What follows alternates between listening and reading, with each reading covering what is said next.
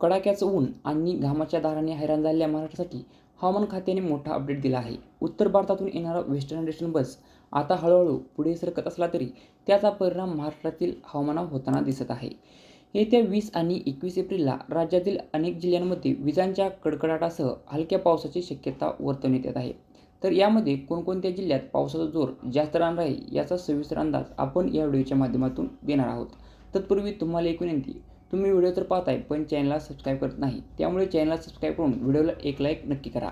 हवामान तज्ज्ञांच्या मते उत्तर भारतात तयार झालेलं सायक्लोनिक सर्क्युलेशन आणि अरबी समुद्रातून येणारी आर्द्रता यामुळे ही स्थिती निर्माण झाली आहे.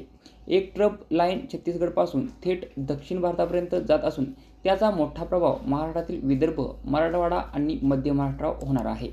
रायगड, रत्नागिरी, सिंधुदुर्ग, धुळे, नंदुरबार, जळगाव, नाशिक, घाटमाथा, अहिल्यानगर, पुणे, घाटमाथा, कोल्हापूर, पुणे, छत्रपती संभाजीनगर, जालना, परभणी, बीड, हिंगोली, नांदेड, लातूर, धाराशिव, अकोला, अमरावती, चंद्रपूर, वाशिम, यवतमाळ या जिल्ह्यांना 20 एप्रिलला पावसाचा जोर थोडा वाढू शकतो.